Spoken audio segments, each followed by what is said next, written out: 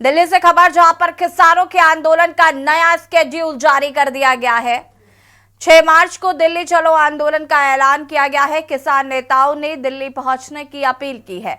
10 मार्च को ट्रेन रोको आंदोलन का भी ऐलान किया गया है। सुप्रीम कोर्ट में किसान आंदोलन को लेकर याचिका दाखिल की गई है और इस याचिका पर आज सुनवाई होगी। सुप्रीम कोर्ट में दाखिल याचिका में की गई है मांग कि प्रदर्शन कर रहे किसानों पर विचार करे सरकार।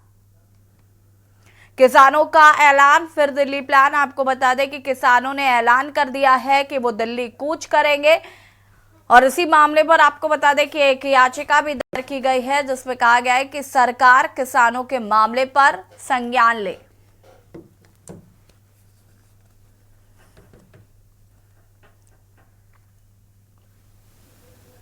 दिल्ली कूच का कार्यक्रम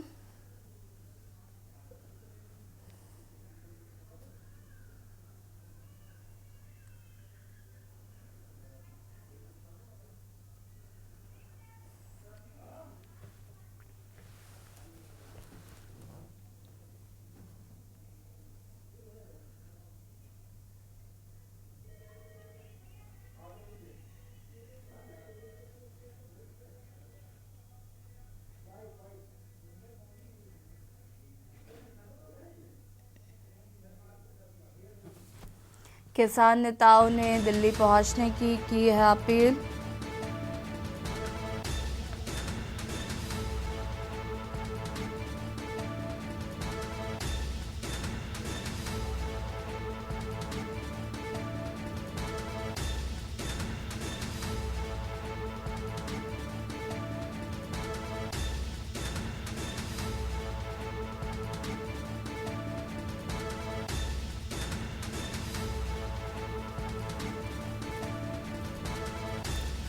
याचिका दायर की गई है जिसमें कहा गया है कि किसानों की मांग पर विचार करे सरकार।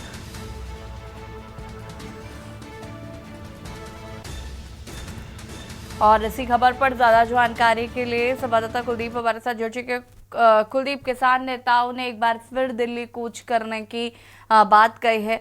10 मार्च को भी उनके द्वारा ट्रेन रोको आंदोलन किया जाएगा। ये तमाम चीजें देखने को मिल रही हैं। किसान कहीं ना कहीं उग्र नजर आ रहे हैं अपनी मांगों को लेकर।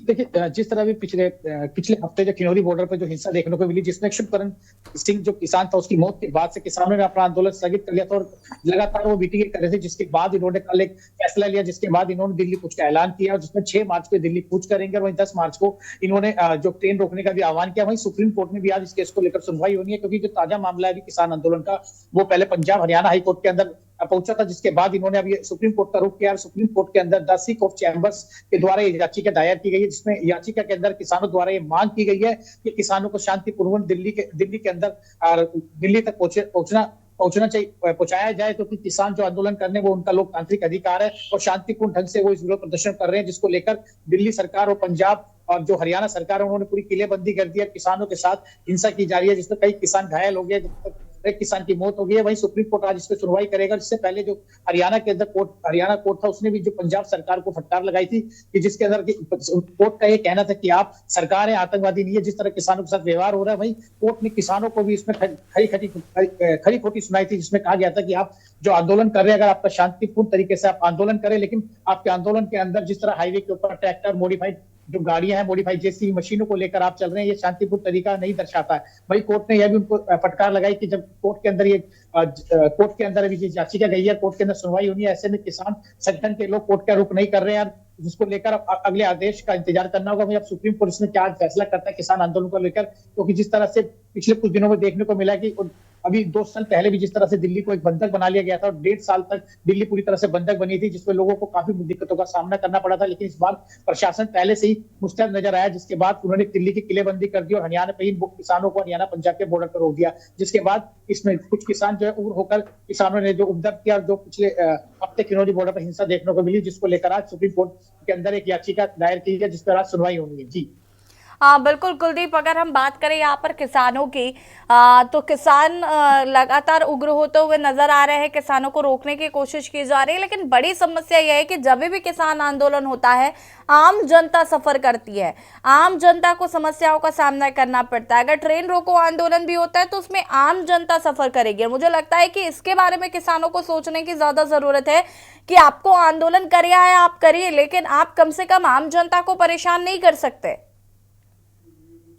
जी देखिए, इसी बात को लेकर जो हरियाणा हाई कोर्ट या Punjab and Haryana high court ने जो इसी बात को स्पष्ट तौर पे कहा था कि आप आंदोलन करना आपका हक है, लेकिन शांतिपूर्ण ढंग से करिए, आपके आंदोलन से किसी को दिक्कत नहीं होनी चाहिए। क्योंकि जिस प्रकार जब बॉर्डर को सील कर दिया जाता है, अभी दिल्ली के बॉर्डर सील होने के बाद दिल्ली की स्थिति ऐसी होगी, तो जितने जो दिल्ली के तमाम बॉर्डर है वो पूरे इंडस्ट्रियल एरिया है, जिसके अंदर जो इंडस्ट्री जो एसोसिएशन है उन्होंने बैनर लगाए हुए थे कि किसान भाइयों से हमारी प्रार्थना है कि इस बार बॉर्डर पर ना बैठे, क्योंकि इससे हमारे परिवार चलता है, फैक्ट्रियां बंद हो जाती है, हमें फिर जो बेरोजगार हो जाता है। पिछली बार भी 14 महीने तक दिल्ली बंधक बनाई गई थी, तो तमाम इंडस्ट्री जो थी वो कई 30,000 करोड़ के घाटे के नीचे आ गई थी, जिसको लेकर जब बॉर्डर सील होने से जो आमजन होते हैं कि दिल्ली एक ऐसा शहर है जिसपे हरियाणा से जब कोई जो मरीज होते हैं वो दिल्ली का रुख करते हैं, लेकिन जब बॉर्डर सील होने के बाद उनको चिकित्सा सुविधा से भी जो चिकित्सा सुविधा भी प्रदान नहीं की जा सकती।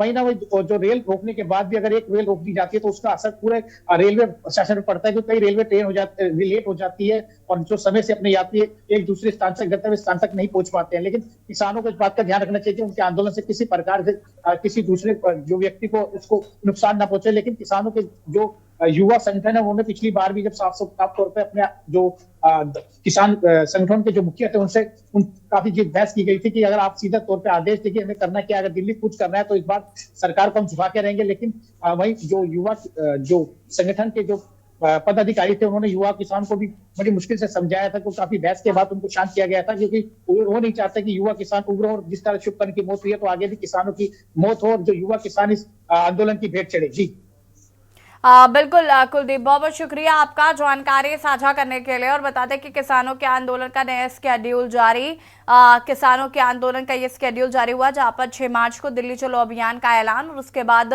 10 मार्च को ट्रेन रोको आंदोलन की बात कर रहे हैं।